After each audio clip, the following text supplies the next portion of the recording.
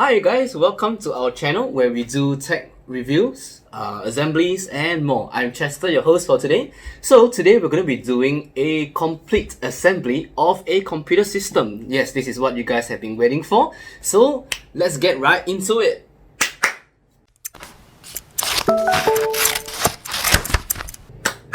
Alright, so movie magic. So we have right here a list of components that we're going to be putting into our system. So this particular build is for a more productivity based system rather than a more gaming system. So we'll cover that in the future.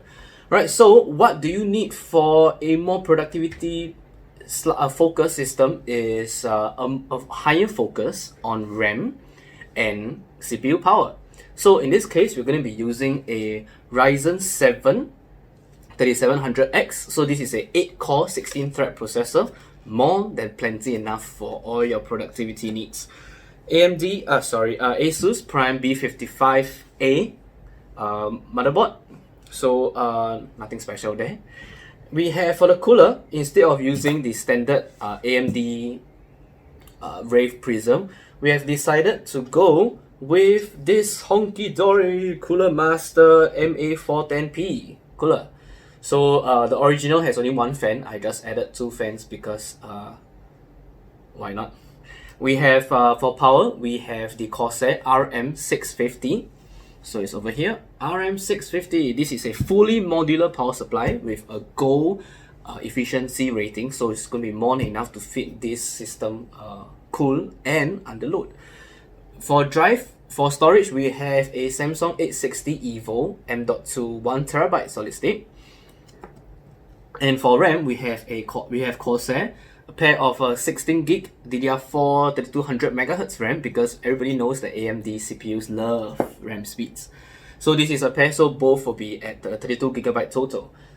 2TB hard disk for mass storage, and last but not least, we have a Galaxy GTX 1650 Super, because why not? At the end of the day, why not spend some time to game? So this is more than enough for your gaming needs.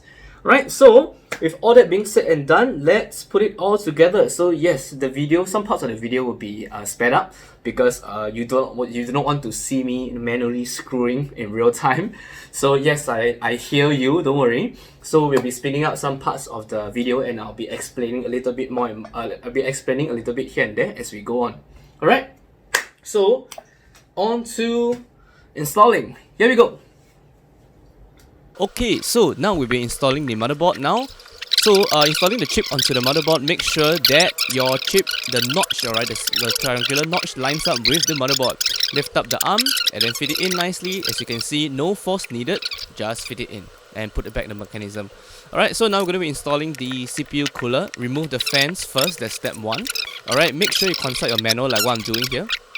Alright, before you fit in, some coolers require you to remove the motherboard's default latching mechanism, like as you can see here. I'm installing the back plate now, so fit it in, align the screw holes with your motherboard. So in this case, we're using the AM4 socket, so make sure you align it right there, right? Included is the screws that is included with your CPU cooler package. So apparently I'm screwing up, so I'm trying to fit it in nicely. So yeah, align the screws there properly. There's a couple of washers and everything. Make sure that you fit it in properly first before even attempting to install the cooler. Alright. After that, while holding your hand onto the back plate, fit it in and then screw it all nicely. So you can see that all 4 screws now have been in place.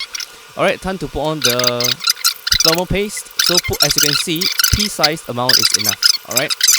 So when you're fitting in the cooler, there's a couple of directions you can put it. For what I do, I prefer to put it horizontally so that the air will flow horizontal instead of vertical.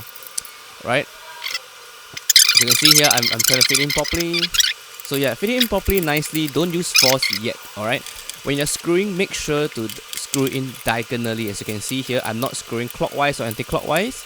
I'm just screwing in diagonally at one time. This is so as to prevent the force, the tension from being unequal, which in worst case will cause your motherboard to sag.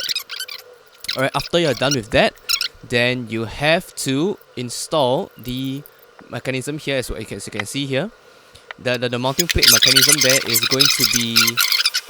going to be going into the screws that we have already put on with the back plate earlier. All right. So make sure you line them up. There is a very specific orientation which I have been trying my best to fit in just now, but yeah. So that is how you do it. Fit it in nicely, and it should go on well. So I just put on the exposed VRMs with extra heat sinks that have been lying around. No harm done, because a cooler VRM is better than a hotter VRM. Alright, so now it's time for the case itself. So before the case, make sure that you have the motherboard standoffs. So for your ATX build, you have, which is what we're going to be doing here, micro ATX, sorry. Make sure that you line them up properly first, then put on the motherboard. Before you put on the motherboard, make sure that you put on the IO shield, as you can see there. Alright. So make sure you tighten up the standoffs first, just to prevent any potential issues. Fit in the motherboard firmly but lightly. Alright. After you confirm everything, then you begin to put in the screws. Then you begin to screw in the motherboard onto the chassis itself.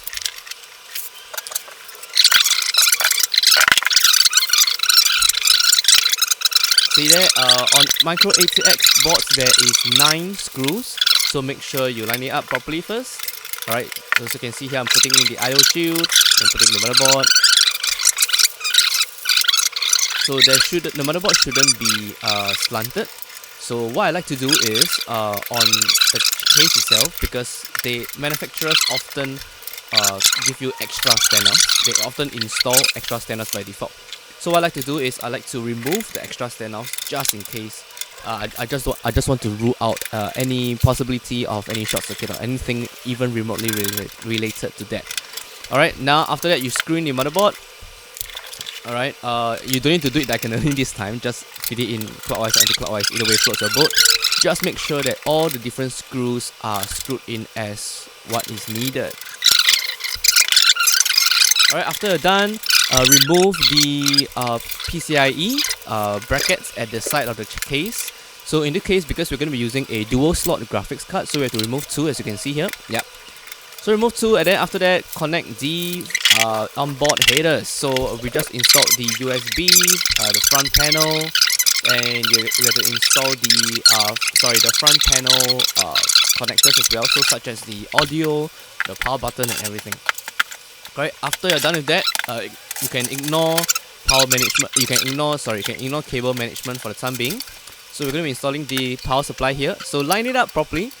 Make sure that all 4 screws are screwed in, as you can see here. You might need external help, because some cases are a little bit annoying, yeah, to say the least. Yeah. Okay, after you're done with the power supply, alright, give it a double check and make sure it is in the off position. Yeah, you don't want to get any risk of short circuit, whatever, or even worse, electrocute yourself. Okay, after you're done, give it a final check, make sure everything is good, make sure everything is copacetic, ready to go. Then we move on to the rest of the case itself. Alright, so usually what I like to do is I like to remove the side panel fans before installing the motherboard, because on some boards it might interfere with your installation. After that, you are free to install the case fans back into where it was. Just make sure that the orientation is where you want it to be. Alright, you don't want the fans to blow in the wrong direction. That will really screw up your thermals and everything. Alright, after that is done, you can do a little bit of cable management here and there, just a very rough one.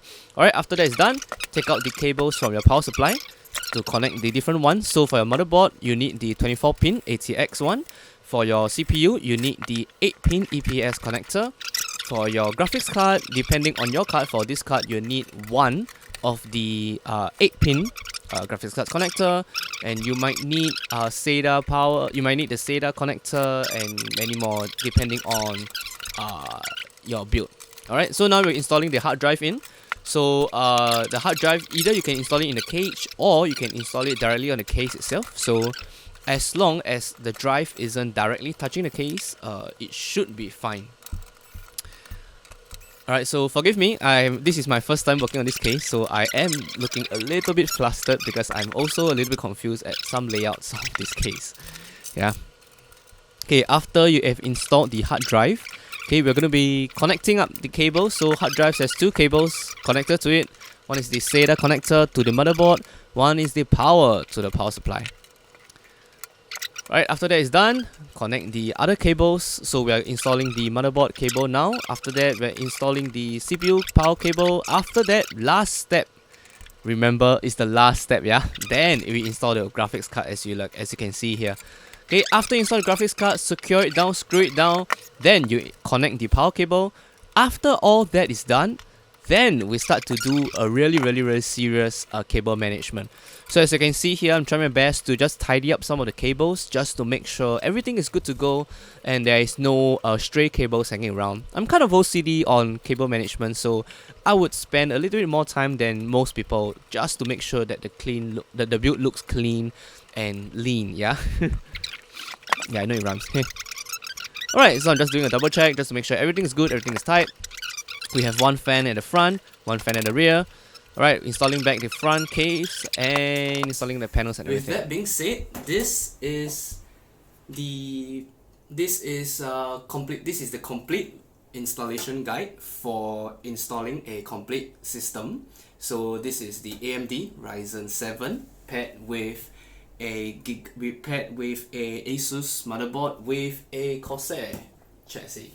So that's all for today. Do like this video if you liked it. Subscribe to our channel if you haven't yet. This is Chester here, and yes, this is Chester here, and goodbye.